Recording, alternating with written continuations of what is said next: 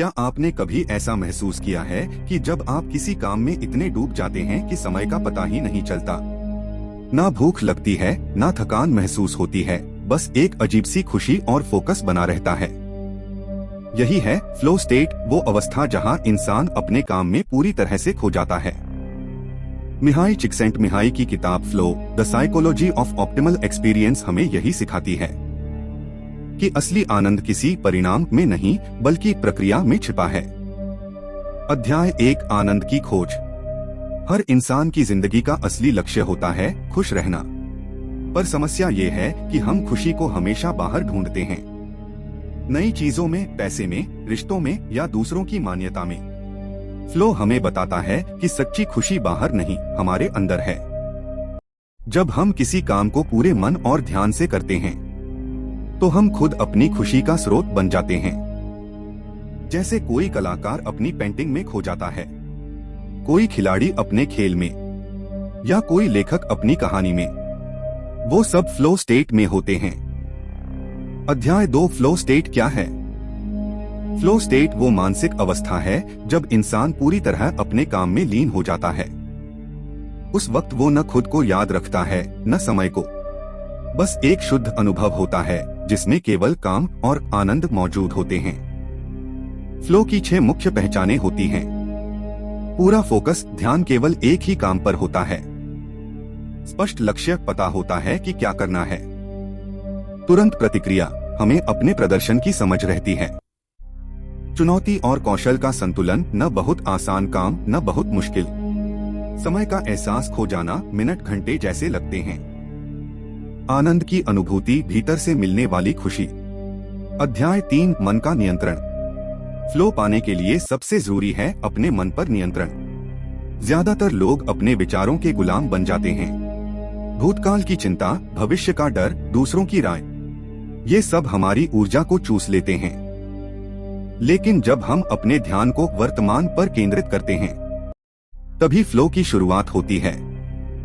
Flow का रहस्य है अटेंशन मैनेजमेंट। जहां हमारा ध्यान जाएगा वहीं हमारी ऊर्जा बहेगी। इसलिए जिस काम में हम पूरी तरह ध्यान लगाते हैं वहीं हमें सच्चा आनंद मिलता है। अध्याय 4, चुनौती और कौशल का संतुलन। फ्लो तभी आता है जब काम हमारी क्षमता से थोड़ा ऊपर होता है। अगर काम बहुत आसान है तो बोरियत होगी, अगर बहुत मुश्किल है तो डर और तनाव। पर जब चुनौती और कौशल का संतुलन होता है तो हम ग्रोथ जोन में पहुंच जाते हैं। यही वह जगह है जहां हमारा दिमाग और शरीर दोनों मिलकर श्रेष्ठ प्रदर्शन करते हैं। उदाहरण के लिए, जब कोई गिटार वादक सही बीट पकड़ लेता है या एक डांसर अपने मूव्स में घुल जाता है, वो फ्लो में होता है। अध्याय 5, काम में फ्लो।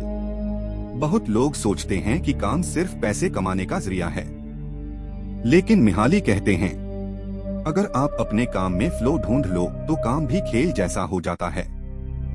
फ्लो के लिए जरूरी है स्पष्ट लक्ष्य, चुनौतियां जो हमें बेहतर बनाएं, तुरंत फीडबैक, आत्मनियंत्रण और ध्यान। जब ये 4 तत्व किसी काम में होते हैं तो वो काम हमें थकाता नहीं बल्कि ऊर्जा देता है। अध्याय 6, अवकाश और मनोरंजन। कई लोग सोचते हैं कि छुट्टी या मनोरंजन से ही खुशी मिलती है, लेकिन मिहाली के अनुसार ज्यादातर लोग पैसिव एंटरटेनमेंट में खो जाते हैं, जैसे टीवी, सोशल मीडिया आदि। इनसे केवल अस्थायी आनंद मिलता है। फ्लो वाले मनोरंजन में सक्रिय भागीदारी होती है, जैसे कोई गेम खेलना, संगीत बनाना, पेंटिंग करना या कुछ नया सीखना।